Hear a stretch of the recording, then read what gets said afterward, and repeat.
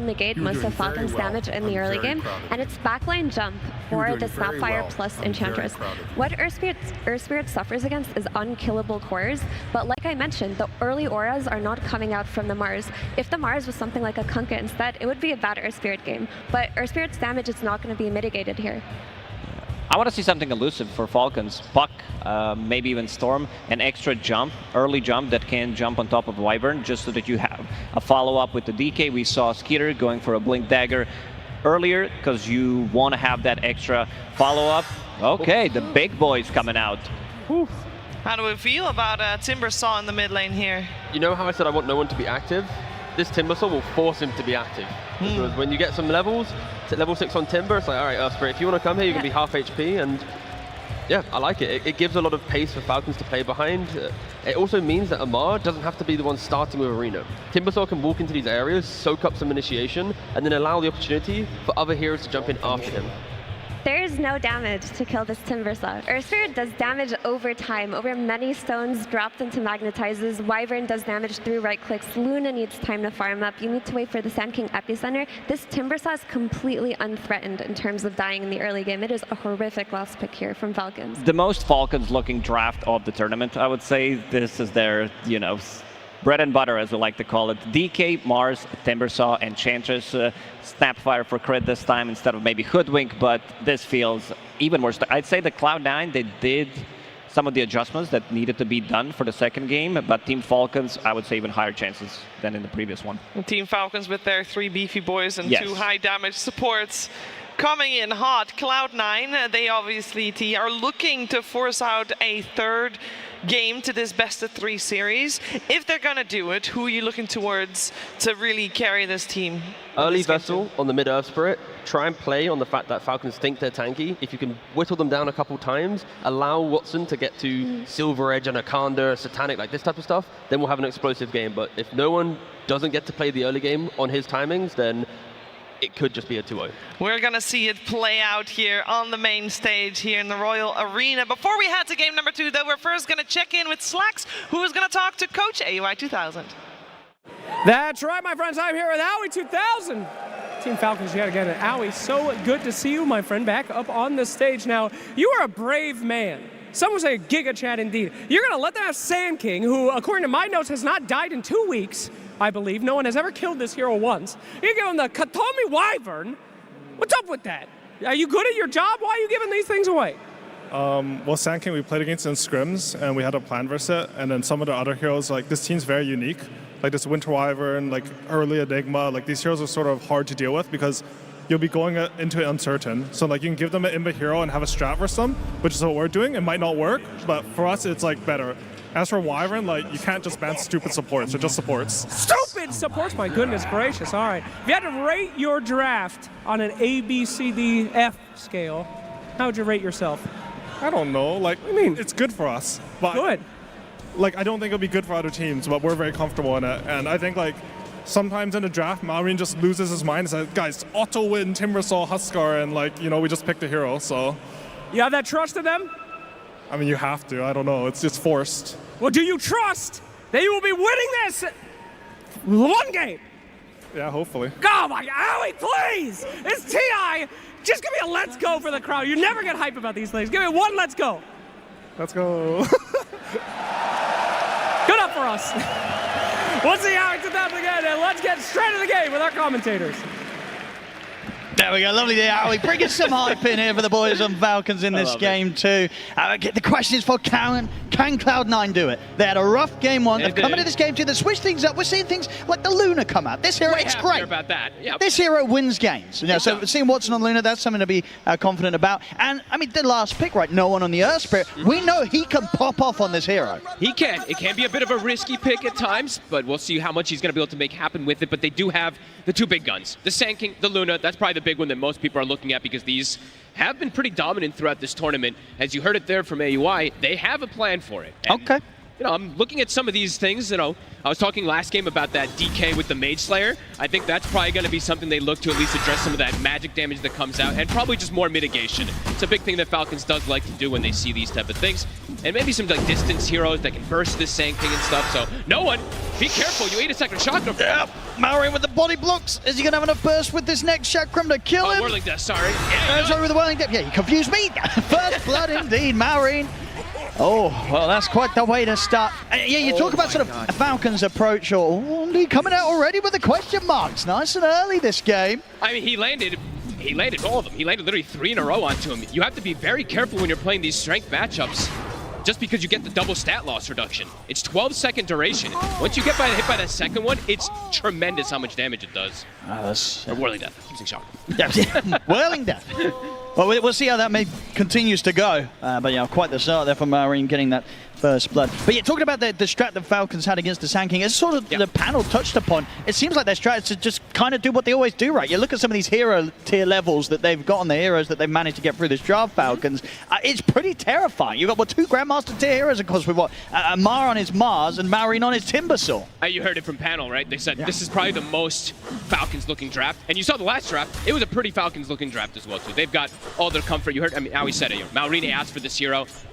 So, yeah, getting that kill right off the bat. No one actually got 4 CS on the first wave afterwards, but now it's Malrine is going to have bottom fantastic time. And Katomi. He's looking pretty dead. Skeeter takes him out with a Breathe Fire. This lane is not going to be easy. Yeah, this is going to be a real true test for Cloud9. Can they beat Falcons when Falcons, they're absolutely in their element with this draft. Yeah, and they have this Mars and the Snapfire also tough. So, I mean, looking across the board, all 3 lanes, they're super strong. They actually have probably an advantage across the board in these. The Luna lane is the one that maybe can be a bit more volatile, but it's a ton of burst damage between a Snap and a Mars to go for something like Luna that can suffer versus that. So we'll see if Fishman can deter them and protect Watson. He really needs this game. And what do you think overall was the reason for the decision regarding where they put the Sand King, right? I think we heard from the panel, right? They kind of maybe wanted to see it stick to the mid lane, but making this alteration, is this just sort of down to preferences from no one, would you imagine? Probably, I guess I would say. Maybe he feels like he could be more active or something with the Earth Spirit rather than the Sand King, because maybe Sand King takes like a little bit of time to get online. I'm not sure, to be honest with you. Definitely interesting, because overall, I mean, the Sand King mid has been the one that's just been decimating. Especially yesterday, we saw Quinn. I mean, multiple players just not die on the hero, so an interesting approach. CS so far, we can see a top lane. I mean, once again, as was the case last game, Amar having no struggles, getting complete free farm. And just, yes, down on the bottom lane, Skeeter having a bit of a slower start, but obviously countered by the fact that he did get that early kill. So he's not going to be too unhappy with the state of the lane down bottom, and they're able to hold it in good position, Falcons. Katomi does get a pull off on the side there, so we'll at least be able to get good positioning for DM to get farm. And just keeping eyes on what creep snaking gets, that's kind of the big one to allow them to bully DM. Yeah, so far, not too bad for DM down here. It was starting a little weird. He had to bring a salve to reestablish the lane, but now getting that good CS. Yeah, just this mid lane. Mid lane's a problem. It's going to be very difficult for no one to recover. We're seeing him starting to really fall behind in last hits, and that's just going to remain the situation. Very hard to sort of turn that mid one around, especially after that rough first blood. Top lane, he's in trouble. They're going to have him. Fishman and Watson able to run him down as Crit gets caught between the two of them. Nicely done. Of course, Watson's farm up here also looking pretty nice. This is probably the best lane that I would say that they have going for them. The Sand King and the Wyvern lane can be a little bit volatile because it's versus this Enchantress, but the top one should go quite well. Bottom. There's actually a rotation. They're going to be able to get this easy kill onto Katomi there. Straight away, making the call to make that play. Oh, they just left the courier. Oh, okay. I guess they were more prioritizing onto going for the kill onto DM. They might just be able to have. I mean, has he got, what sort of way has he got to play out of this? He's not really got a lot at all. Second blood grenade. He's going down.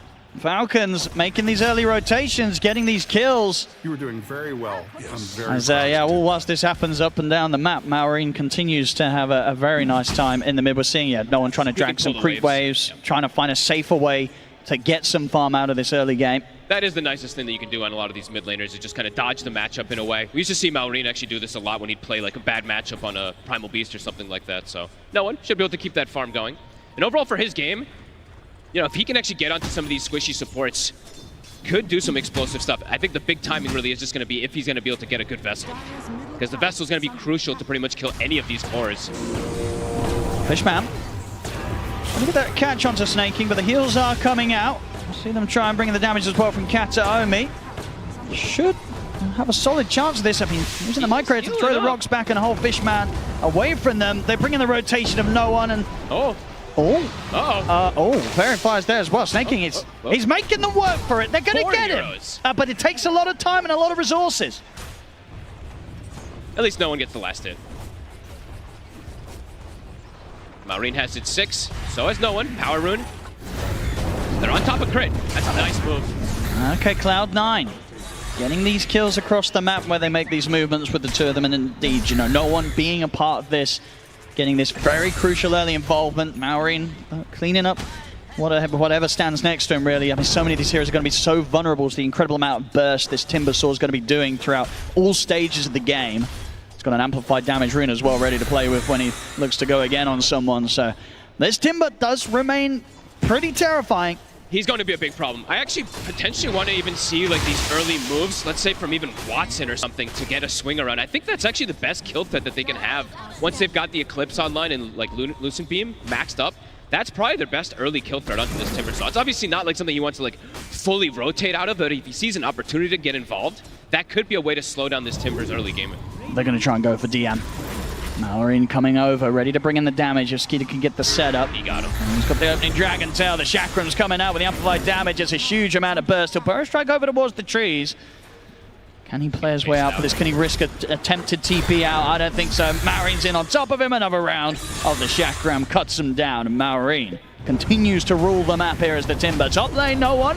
Making a rotation of his own, looking for Amar. It's a good cookie attempt from Crit to try and get Amar back to safety. Giving him a little bit of a chance to retreat. Amar's going to look over towards the H. He's able to dodge the roll, look for the deny. He's not going to find it though, because no one is able to get the hit in to take him down. But this may just cost no one his life as Falcons turn up with the numbers. They'll look to punish and they'll successfully do so. And all 3 kills go to Maureen. Maureen's Timber.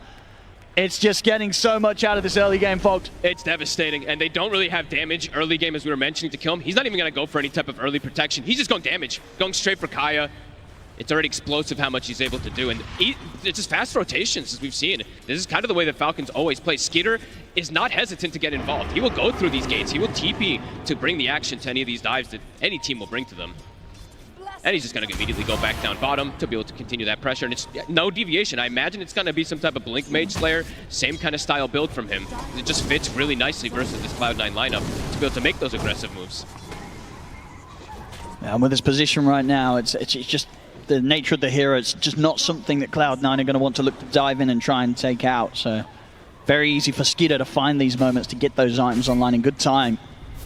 Unless Cloud9 brings some sort of heavy rotation, something that involves the Luna as well. But it looks like that's not going to be the way they want to try and do this. They want to just allow Watson to have the space and keep their half of the map, keep the area that the Luna's in completely protected. Yeah, I was saying like with the first Eclipse, something like that, to try to find the Timber. But if now at this point he just has to go to jungle, get the Mask of Madness, get that farm, and yeah, it's going to be up to no one when he gets this vessel how much he can do. Can he start shutting down some of these tanky cores? He is very close to it. But Falcons already 2K lead. All 3 cores soon to be at the top. Just no one in between them there. And they really are, yeah, so tanky, all 3 of Falcons. Vessel's done. It's got to be go time, and it feels like it's got to be constant coming out here from no one. He's got Magnetize available. The top tower, it's dropping a bit too early for him to get up there to contest it. They're going to have to let that one go. Skeeter with the pressure of the Dragon Form, successfully taking away these objectives. And Cloud9 not interested in looking to fight in that area right now. They'll look to get the grab onto Crit. Fishman's got the setup. Should be an easy one here to allow no one to start building up those charges on the vessel. See if this can be the beginning of the snowball effect that no one really needs to find on the Earth Spirit this game. I mean, a kill's a kill at this point, right? So anything he can find is going to be nice, but does want to be able to find one of these earlier kills on one of these tanky cores before they get some type of mitigation or a way to remove this vessel. Radiant's middle tower is under attack. Power Rune will spawn bottom. Maureen. Tommy is going to be able to take that one away. Not quite yet having the 6s on the supports. That's probably the next sort of timing that Cloud9 are looking towards there. And relatively close, both halfway through the 5. Once they have those ults online, at least one of them can look to pair up with no one on these rotations. This is very nice too. DM needed some type of accelerant for himself. His lane went pretty well. Of course, yes, he did die twice, but all things considered, it wasn't absolutely horrendous. So now is able to back up, finish off a little bit here, and they are smoking. Is the 6 hit on the clock? Not quite yet, but Katomi has gotten it. It's going to be up to no one to get that initiation. See if they can find Snake King. Not going to get the clean opening onto him, and even if they do, it's not the most appealing target. TP start to come in. Falcons, they're ready to respond. Instant jump. They do indeed take down Fishman. No struggle whatsoever. I mean, Cloud9, they're just not able to find the angle to really get in and catch Falcons by surprise. Skeeter's looking for an angle to potentially jump. Malrine is starting to push forward here. And Katomi does have the 6 himself, so they do have the curse to help turn things around if Falcons start to collapse in onto anyone. Watson's getting some space. This is pretty nice. The attention's been drawn toward another lane, so is able to get that safe farm here. And they don't end up losing DM. They'll lose a little bit of their triangle here, but we'll be able to evade the gank. Taking the tier 1s out of the side lanes, they can look towards the mid now, Falcons as well. Could be an interesting thing that Cloud9 can actually do is what I've been seeing in a lot of these times. Falcons TPs with a lot of heroes, so there's definitely situations where I could see Cloud9 like force a move and then immediately back away when they see the TPs to start getting some potential map advantage. Not the easiest thing to do because they have that far catch with the DK, but... DM showing in the mid. That's too aggressive. Certainly is. I don't know what else he really expected there, and yeah, Malrine continues to rub it in with the ult chat. Oy, oy, oy. This last big Timber at the top. No answers just yet. See them trying to start some action in return. I mean, no one takes his chances there to see if he can get a grab. Not going to be the case. We'll be able to at least push Falcons away from trying to take the mid-tier 1 at this moment. Malrine is just absolutely massive. Skitter as well. No pressure's really been put onto this DK. They're farming across the board. Yes, Watson's farming, but it does feel like you're looking at Falcons and they feel much happier with their draft. Playing into this Earth Spirit that wants to get aggressive early on. Yeah, they know how hungry Cloud9 is for action. Yeah. So yeah, these moments past, the efficiency. The numbers are certainly showing that Cloud9 not getting quite as much out of the map as Falcons. And Malrine with this regen rune too can look to play wherever he wants. He can play aggressive and he probably won't die. He shows himself. And the kisses are coming out. If he's able to get away from this in time, he's going to be able to roll away again. Malrine land the chakrams here on towards no one, but the hook shot's there. Fishman holds him back. Skeeter caught under the tower. The curse is there as well from Katomi. Surely they could at least kill the Dragon Knight. They can. They'll bring Skeeter down, but Amar steps over the arena, spears through Katomi. They've got to look for more here, Cloud9. No one rolls in, gets the magnetize out onto the 2 of them. Amar up into the air here for now. Looks to step away, but he cannot break out from this fight. Double kill from Watson. Now towards Crit. They should be able to find a third. They will. There we go. Cloud9. They turn up in the numbers. They find the fight. They should be able to get some pressure onto the tower. Exactly what they needed. And Watson, he knows he has to be a part of these plays. He turns up 2-0-3, getting this early action now on the Luna. And they kept no one alive. That was the important thing. Fishman's hook shot actually so crucial in this one, because if Malrine's able to stick on top of this Earth Spirit, the fight could get kind of weird, but they were able to kind of push this Timber Saw all the way to the far right of the fight and able to reset things and get that good positioning. No one is very tanky. Indeed, yeah, the Vessel, the Treads, and the Wand, that's all you kind of need at this point to be able to walk away from the kisses coming in. This. Fishman with the hook shot. It stops kind of this aggression and breaks that entire move that's coming out from Falcons. Beautiful play. Falcons definitely underestimating the ability for Cloud9 to hold this sort of fight and find this sort of turnaround. We see back in action. They will get the spear connection onto DM. They catch him around the Ancient. So Falcons, after having a rough fight in the mid, they're not afraid of going straight back to the action. Fishman, he's out with a TP. I think they put a stop to it. So yeah, Falcons, they may have lost the fight mid, but they get back into the action. They kill off DM, and they do still claim that tier 1 tower mid first. They're still able to play just that little bit faster, right? Cloud9 does feel like they're more cooldown reliant, especially if Watson wants to look to get involved. So Falcons looking to take advantage of that. They're heading straight for him. Just going to go for a TP out. They got anywhere to stop it in time. They've done. He's away. Ooh, and yeah, Amar has gone down the Yule's build, so pretty interesting. So just wanting to have that immediate catch for some of these heroes, and he is going to queue these auras. So interesting approach that he's going to go for. We've been seeing just most of those times just the BKB and Blink. Fishman setting up another catch here for Cloud9. They'll find Snake King. Good kill. The support to this moment, Cloud9 are showing no struggle of being able to pick them off when they get caught out of position. And that's almost DM's Bloodstone actually finished up, so... Yes, he's been slowed down a couple... I mean, he's died 4 times this game, but his farm is still not bad at all. He's going to have to play into the Mage Slayer. I believe it's about to be finished up on to Skitter. So there is always going to be that mitigation that comes out. Cloud9, they're not too afraid of looking for these team fights now. They have the ultimates back online, grouping up down bottom to take the tier 1, and just be prepared if Falcons were to show up and try and take a fight. It's not going to be the case, though. Falcons remain split up. It's so much more fun to see this Luna in particular, right? She's constantly looking to get involved. The level 2 Eclipse is ready. The team fight that it can actually bring in is pretty massive until more auras and stuff get online, so... Watson playing near the team, ready for a fight. Yeah, he's had an excellent balance so far between the AFK farming and joining the team for these movements, these objectives, and these crucial fights that they needed to come in and make sure that Falcons don't get away with. Katomi's getting pretty close to a Blink Dagger too, which, I mean, these little things are going to be pretty important for them to get these type of either initial catches in the fights or these resets. That's going to be a big thing for Wyvern. If he can get a reset, the Luna can come in, get this type of big fight. Could be pretty huge for them. Malrine does get an item that's probably going to make him not die for the next few moments. The Aghanims is finished up. But if they can kite and reset around that reactive armor, there still is a small potential, but not easy by any means to go for him now. But it never was going to be the case versus this last big Timber. I think Cloud9, with the way that those last few moments have gone, they're not too sad, but just sort of sitting back and calming things down as well. Just as long as their Luna's farming, as long as Watson's getting the space. Yeah, and he just, so Snaking actually had warded the triangle over here, but he warded just now from Watson. So making sure that he can get as much farm as possible. No one? Going to try for the hookshot in the mid. It's going to be the connection from Fishman straight onto Crit. No one's going to roll up with the follow-up damage. Crit not getting out of this one. Cloud9. Nice catch from catching Falcons off guard now. A few moments in a row. This Clockwork is looking at quite a bit better than the Bane, I would say, in the last game. You know, it's one of his 2 classic heroes, but he's 5-3 and 5. All of his connections have been pretty damn good for the team. Oh, and DM, of course, it happens.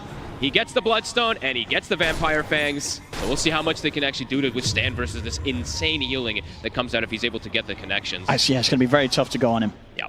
They have Mage Slayer, like we said, they have some forms of damage mitigation, but this is like the timing, and we've seen it so many times in this tournament that the Sankings become pretty difficult to deal with. Yeah, Falcons, quick TP move down to the bottom tier 2 so they can try and strike Cloud9 from an angle they won't expect. No one's already seen them, though. Just looking to protect the power in spawn, force back Cloud9, but as I say, Cloud9, they're not going to be too afraid of taking the fight when it presents itself, especially if they have the crucial information on who to jump, and both of Cloud9 supports ready with these reactive ultimates to try and break apart anything that Falcons throw in as a team. As long as they don't lose somebody before the fights, they should have pretty good options to take those 5v5s. He's safe, he's safe. This time he does get away. And they're dodging nicely, and Watson is getting very, very farmed in comparison to Skitter. Skitter's being very involved, constantly looking for these plays with the Blink Dagger. Watson's getting involved, but he's a Luna, so he just naturally farms absurdly fast. Level 16 already up on him. And no doubt about it, this game too, definitely going to be much more of a challenge for Falcons as opposed to the experience they had in game 1. Cloud9 getting everything together this time. It's falling into place much nicer than what they tried to do with the first match. So much nicer to just Luna in comparison to Terrorblade just looks night and day difference, really. Starting to make the move through Falcons jungle. Cloud9. They're very close to BKB on No One as well too, which is going to protect him a lot versus that chain stun burst. Who's going to make the jump first? They've got eyes on towards the mid. See Katomi. And it's going to be the jump for Skeeter first. Straight over towards the Wyvern. They burst through Katomi before he can get off a single spell. This is over towards DM. See if they can chain this into anything else, Falcons. DM. He's got Burst Strike up in a second, and with the cogs down, it's hard to reach over and grab him. They'll turn for Fishman instead, as Maureen comes in with a Chakram slow. A second kill to be found. Maureen once more, but they're going to turn straight away with the burst. The Eclipse, they bait him in. They turn around and kill him off. They take down Maureen. He's not able to get that reactive armor off. The instant stun comes out. Beautifully done. Quick moves, and of course a high value kill there, going into the hands of Watson, who gets the last touch onto him. DM Nicely done. Plays it careful, pulls the creep wave up. Okay, so a little bit of a mistake there, of course, from Katomi. I was surprised that he showed himself just standing in the wave like that when he initially gets caught, but then afterwards, Maureen overextends forward, and yeah, like you said, Watson, a huge kill. That's a massive kill. Yeah, 3-0-4. It's propelled him pretty much, halfway through the gold towards the BKB. Yeah, over 600 gold he got for it, so pretty massive. And Watson definitely in a solid position to be able to carry this game. Falcons, they've got to deal with the Luna somehow.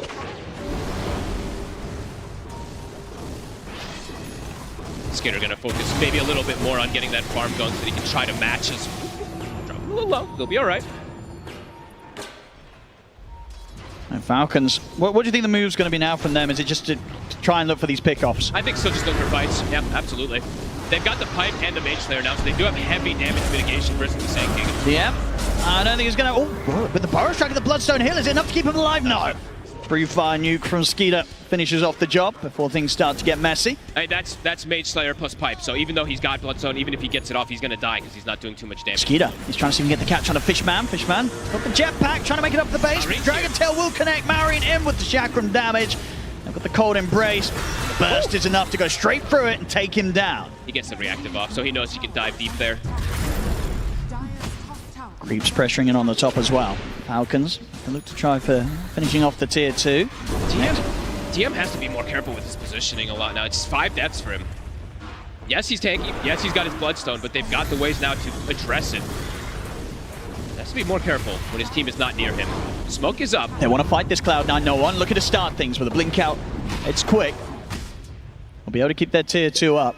Force Falcons back. The remainder of the smoke, they could look to just try and turn this move into something else. Watson has a huge power spike. BKB plus level 18. He really wants to get involved. He wants to force an issue here to potentially get a fight into a Roche right afterwards. Can they catch anyone here? Well, they hit the scan. They know someone was up there, but Amar already backing off. It's 20 seconds until that arena's back up. Cloud9 trying to capitalize.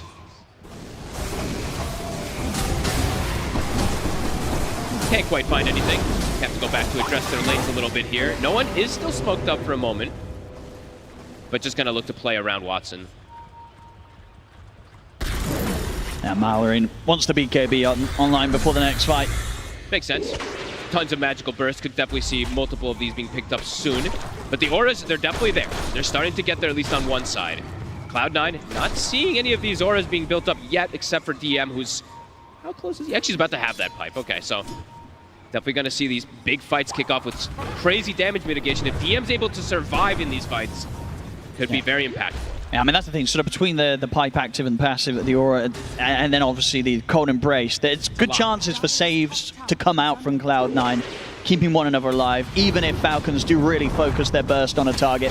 They just have to be very good with this positioning. I've seen now a couple times Katomi slightly out of position, same thing for DM, so just got to make sure that they have that blanket to protect Watson, and now making another clever move here. Daytime, they can go for this Roche. They see Hero's top. And with Watson as large as he is, should be a pretty quick Roshan. Falcons, looks like they may just settle for taking the 2 tier 2s, get that top one, maybe even pushing in on towards the mid. As I would imagine they're going to expect that this Roshan is occurring, but not making any movements towards it. So this Roche should freely fall into the hands of Cloud9. Feels like one of the closer games that we've had so far on this main stage, especially in this mid game. Sometimes we've had toward the later stages, but this one's kicking off beautifully. Watson, absolutely enormous. Skeeter is starting to catch back up there, of course, but yeah, still a bit of a deficit versus him in that Luna. The team fight execution, it's going to have to be massive. We saw Falcons last game have some pretty crazy kind of kiting around when Cloud9 hit a timing. See how it's going to go down this next one. Both teams gathered up. Well, Falcons not afraid to fight into the Aegis. They've got eyes on towards Watson. If they want to head over, they're going to maybe look for no one instead. They'll get the opening Dragon Tail stun. He's not going to get the chance to get anything off. He was considering looking to turn up and help out. And of course, he feels strong with the BKB and Aegis. He does have the rest of the team relatively close, but they won't.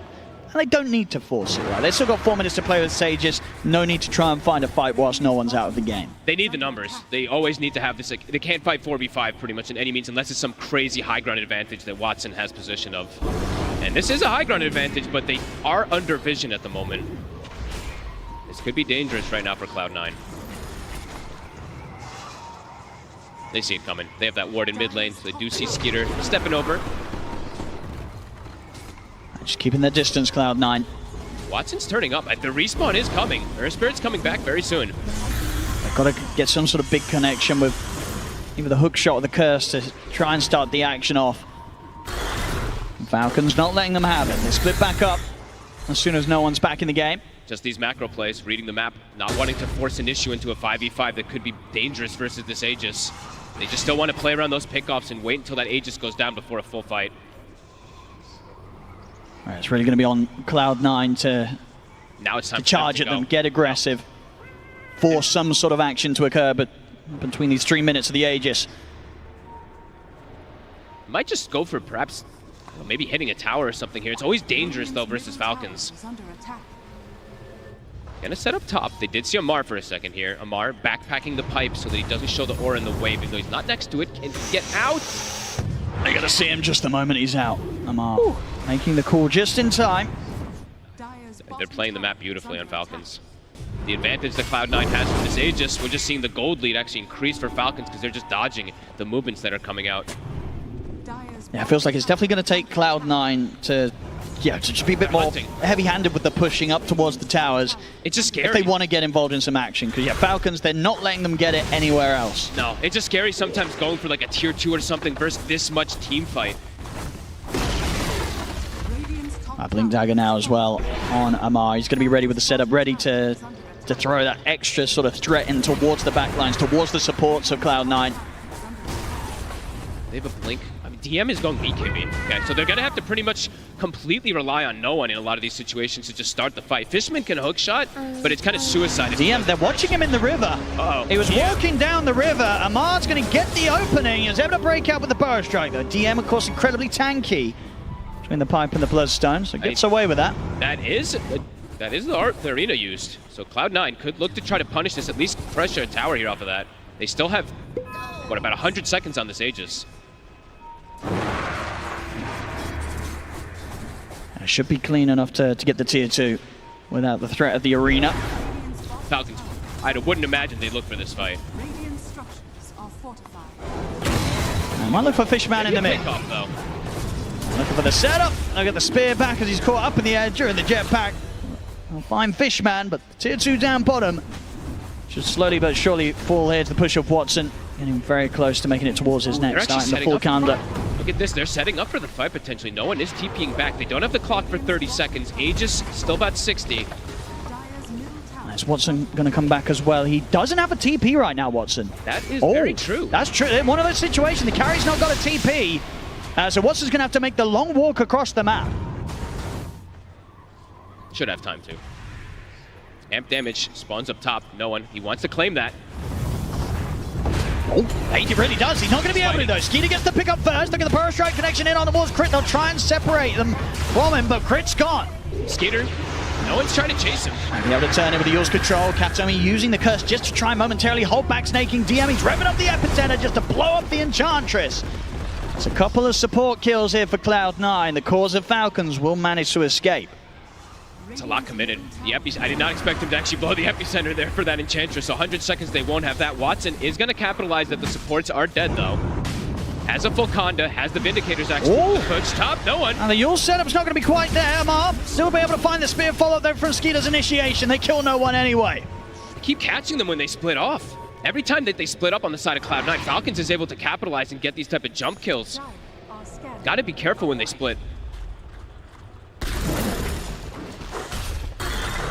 They're very, very quick with these moves. Each and every step that Cloud9's trying to make against Falcons, Falcons just staying that slight step ahead. It's like one step, and then the next team gets like a 1.2 steps. It's very back and forth. But yeah, Falcons are just playing around those timings and keep getting these big core kills during a big burst that Watson had with the Aegis. We're able to get, what, 2 tier 2s out of it? And a decent amount for him. He is level 20, so he does have a pretty big surge as well. Yeah, Skeeter pretty much with the full BKB ready for the next fight that Falcons can look for, so he can really get stuck in. He does need it. You saw in that last fight when no one was starting to stick on him, it was a little bit dangerous for a second there. So now he will have that. Malvarine also does get this 20 talent, 20% magic resist. Quite a bit stronger. Yeah, both mids, I think, closing in towards the full Shiva's guard. Falcons, they're going to be the ones to look for the play first. The smoke up comes. This will be that big clash. Who's going to get into the back lines? Can they burst heroes before these BKBs come off? No one. Maybe the first one to be spotted. See how quick the reaction is. The scans hit. They know exactly where Cloud9 are. Cloud9's own scan, I believe, didn't quite catch on to the smoke movement of Falcons. So no one, he's not going to expect it. There's the jump forward. The curse will come out, but it doesn't matter. No one. Immediately killed off, and now Amari's ready for more. Your setup's there. Arena's down. Katsuomi. He'll try and freeze himself to survive, but there's no getting out of this one. Immediate moves there from Falcons.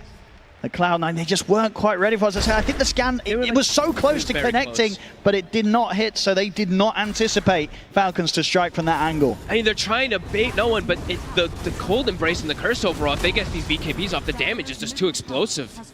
And now to the high ground, these 2 kills are pretty massive. Absolutely, straight away to the tier 3s. Watson, he's getting caught with the Dragon Tail. He tries to turn up with the defense. He gets the BKB off, but he's already brought down to about half HP. Will look to turn now with the Eclipse. The Skinner puts the BKB in and gets forced down to the low ground. That's his BKB. Oh, that was risky there. I mean, Watson will get to live to tell the tale. Falcons, they're still pushing on and finding kills. Killing off Fishman. The push still comes in. And it's just, they're going to back away right now. They're a little bit scared because that respawn from no one. Yeah, they know no one himself. He's still got his BKB ready to pop. And they don't feel like they need to risk anything. They got what they came for, at least a little bit. A couple kills here, force a BKB reaction from the Luna. Reset. Cooldown on BKB is going to be about 60 seconds on Watson.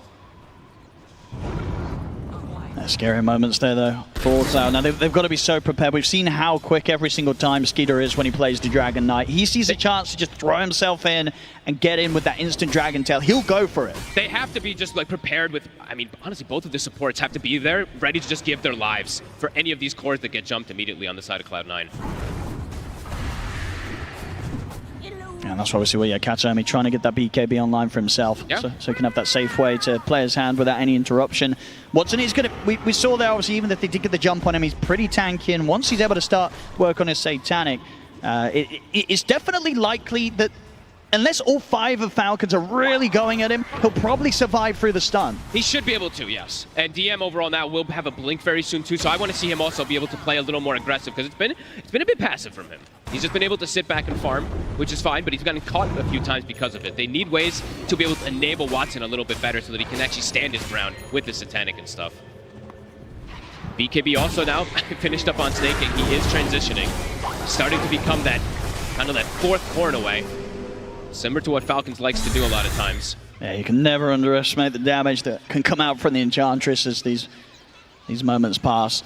There's so many things that Cloud9 have to consider when they look for their way into the fight. I guess the good news is for them that they do have multiple jumps themselves, right? The blink on DM, the hook shot. Now they do, yeah. And now, obviously, no one. He's going to be the first probably to go in each and every time on his Earth Spirit. I kind of want to see one of the supports on Cloud9 maybe get like a 4-staff or something just to be able to reposition, because if they're able to just get these type of chain stuns and just instant burst somebody, it's a big problem. So if they can at least just stop that for a quick second or something there, it could be huge. Because I see even Malrine, I believe he just picked up a blink too. So Falcons is looking to just detonate a hero immediately on the first stun. Oh, yeah, this could be quite the explosive fight. Falcons, 5-man smoke heading straight towards Cloud9, but Cloud9, they're through the twin gate. The Roche is going to start respawning soon. 40 seconds. They're both looking to prepare for it. Yeah, Falcons can set things up down here. I guess when it spawns, it's going to be close to moving to the other side of the map. Yep. So just really a case of who sets up on which corner. Ooh.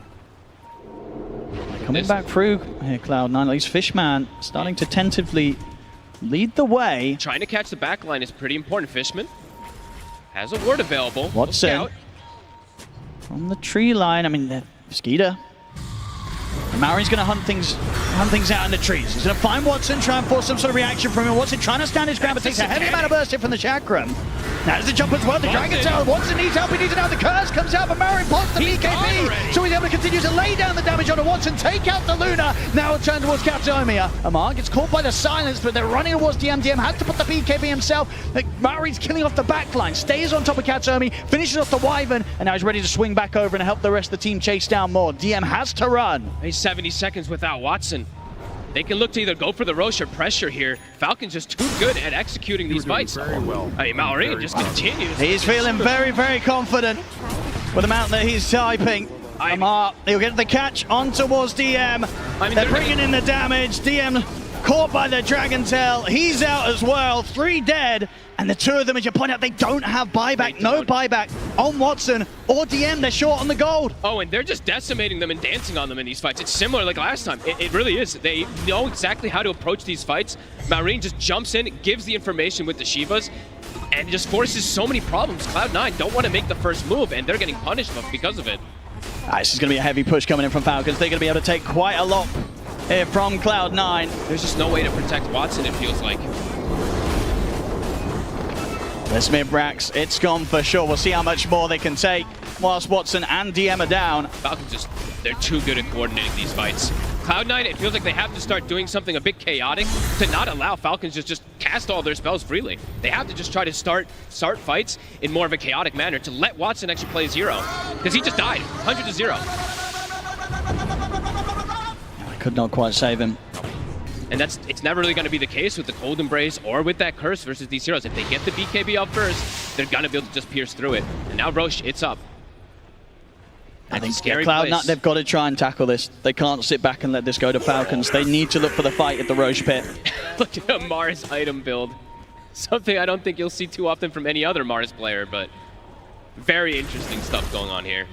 Crazy catch range that he can use on his Yules. Everything's increased AoE.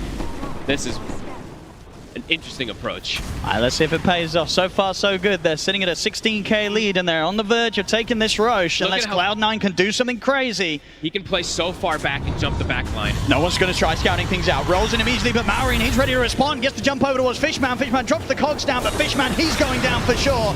See if Falcons can look to chase out more. The sun's there, but no one quick with the BKB. He's going to roll in aggressively, look to start the fight back. DM's in with the control on towards Maureen, but Maureen pops the BKB. Watson hasn't got enough damage at this stage to take the Timbersaw down. The arena's there. The Spirit of the two of them are able to catch both as they burn through DM. Watson's BKB soon to come to an end. He's got to start backing away here with no one. Skeeter does with the Dragon Tail. The curse is out, but Skeeter puts the BKB before so he can continue to beat into no one. Turn towards Kataomi in the tree line. The Cold Embrace ain't going to save him as Kataomi's out as well.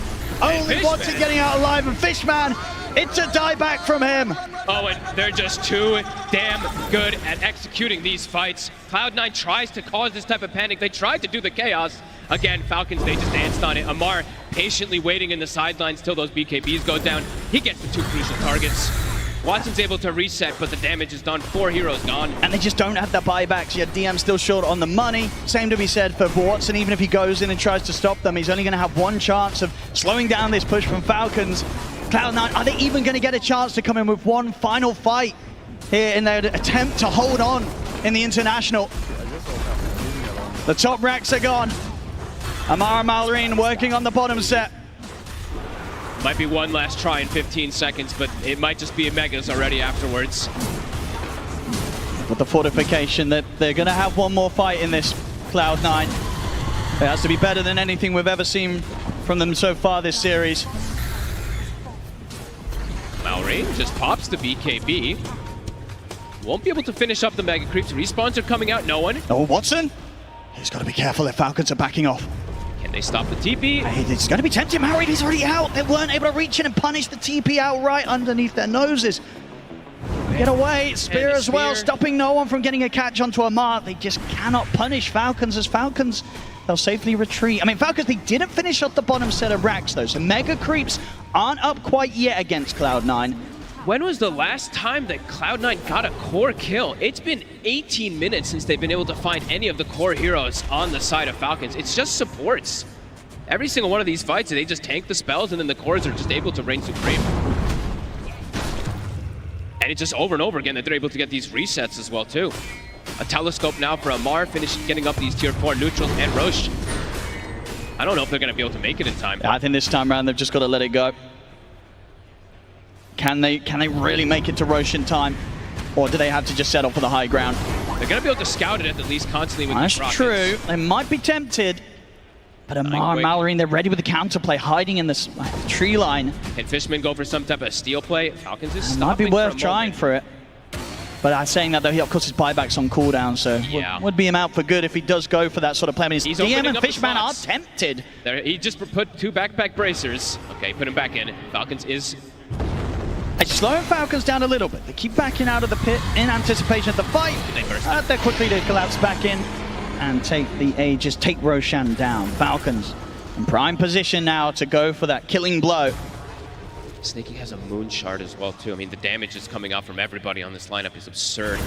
Just who do you go for it at this point, really, on Cloud9? Like, you need to just try to find this back line, but the front line is the issue too. Oh, a bottle drop. What damage set up here for Watson? This could be crucial. They need all the damage they get, do. it feels like. This gives them a little bit of a hope. Small, very small. See if they can execute it on the high ground here. Falcons, they seem to be ready to go in. They do. Level 25 on Malrine. Snake King trying to get some information first. Oop, little awkward there. They're going to back off. No, trusting. Catch on the Snakey, but Mari's in straight around towards Fishman. No one's going to look to back Fishman up. Rolls forward with the BKB. They get the burst strike, connects on towards Amar, but Fishman's gone. Watson moves in with Eclipse, but they get the jump on him with the Dragon Tail. He's caught, and Watson stands his ground, or at least attempts to do so against the DK, and he's succeeding. Skinner's getting brought down, like they're taking him down once. Can they do it again? He's still got the BKB ready to go over towards the arena. They managed to kill Amar off. Immediate buyback comes out for no one as Cloud9 know with Amar gone. Maybe this is their chance to take a fight and to hold on in this game. Watson's pushing forward. Can they find more in the tree line? Blast will catch over towards the trees, but Skeeter, he's in onto Kataomi. The curse is there, but the damage from the impetus is bringing Kataomi down low. Get the cold embrace off. Kataomi tries to scramble back over towards teammates, but he'll get left behind. Kataomi out for 50. Buybacks available. Skeeter. Looks like he wants to try to continue chasing Watson. Oh, they found him! Skeeter's in with the Dragon Tail. Watson's not going to be getting back to the base right now. The buybacks are coming out. They're trying to save him, but Watson's gone. Out for 90. No one. He's got them coming in with a burst trap, but they just don't have the damage to kill Falcons off as Maureen survives. No one at the end are gone. GG is called. Falcons take the series 2-0, and it's the end of the line here for Cloud9. They're just too good at team fighting. Even that one where it looks like Cloud9 at the disadvantage maybe can get some of these kills. It doesn't matter. The fight takes too long. They're able to reset constantly. This team's unbelievable right now, especially when they're getting given these heroes. They're super stumpy heroes. They're Grandmaster heroes. They just look so comfortable. And this last pick, Timber, it really just seemed like it did everything. Malrine, super confident. We saw it, we heard it from him as well throughout the game in the all chat. They felt very comfortable throughout this one, Falcons. I mean, and Cloud9, it was a closer effort compared to game one. You know, we saw up until the mid-game, keeping on level with the progress of Falcons, but that really didn't matter when it came to the end of it all. Falcons knowing how to break out, break ahead, and once they started to get ahead, there was just no stopping them. No, it feels like Falcons just really, they understood how to take the team fights in multiple of these situations, right? Malrine just jumps in, pops the Shivas, gets vision, forces a weird reaction that kind of comes from Cloud9 to like reveal some of their heroes, and then they jump with everybody else. So yeah, just beautiful execution from Falcons and big hugs around. That was a tough one here for Cloud9. They had some great showings earlier on in the international, but the two series back-to-back, knocking them down, low bracking them down out of the tournament. There have been some pretty brutal games from them, folks. Yeah, but you know, these former teammates and stuff like that, these hugs, this is what we love. You know, the Dota scene, our community, it's still there, even if they do bad manner a bit in the all chat, the hugs are still going to come out afterwards. Falcons, I mean, the wins that they are getting in this lower bracket run, I mean, it's absolutely of the caliber and the level that you can see this team just making a clean sweep right up until the grand finals so they continue this on. Falcons looking as hot as ever as they continue their lower bracket run. Falcons absolutely dominating the lower bracket once again. I'm here with Amar. Is anybody going to stop you on your way to those grand finals? It's not a prediction, it's a spoiler. No. The confidence! I love that. All right. You've had a really good year, you know, multiple top places at multiple huge events. I want to ask, is this starting to feel the same like those events you've won in the past? I would say I don't want to jinx it, so I will just say it. I mean, this tournament is like really nice, like it's huge. Like first time playing like Mainstage TI is really nice, and for us, like we're starting to get in the zone, I think. So hopefully, yeah, we will like get into a mood into winning the tournaments that we won as well. Excellent stuff. You guys are looking very much in the zone, reminiscent of some of those earlier dominations in this lower bracket so far. Were you ever worried in these games about giving away these heroes with really high win rates like the Sand King, like the Luna? Any concern from you guys at all? No, I think we we understand what we need to do, and if we can't break these heroes, then if we can break these heroes, we can easily just win the tournament, and that's what we're trying to do. We're just trying to break everything we can. Break everything on your way there. I love that mentality, and it's going great for you so far. Finally from me, how important is it for you to balance the meta with your own playstyle? Because you do have your own playstyle, Falcons. You like to play your own heroes. How hard is it to find that balance for you? After last loss in Riyadh Masters, I was bullied into buying auras every game. So there is no more for me to have my own playstyle, and I'm just now buying Pipe, Crimson, Greaves, just that's it. I have no more. They just bully me. They say, why you don't carry us with this? So I'm like, okay, I'll just play like this. Oh man, Amar getting bullied, that's a shame. All right, I lied, it's not my last question actually. I do want to ask you one more thing. You had a lot to say in the game, but also, do you have anything to say to Cloud9? You know, now that you've eliminated them from the tournament, you know, it's over. Do you have anything to say about the guys you just played against? I love Cloud9, you know, my former teammates there, and I also stood in with them previously. So yeah, I think they're a good team, and you know, like they just unlucky they get us to face against us, and hope with them like the best in the future. Amar the Friendly, thank you very, very much. Guys, give it up for Falcons, for Amar, as they move on in the tournament. Thank you very much, and we will send it back to the panel. Yeah, he's referring, of course, to former Creepwave players. Now, Maureen on his team, also former Creepwave players, and Amar and the rest of Falcons moving forward here in the International. They'll play again.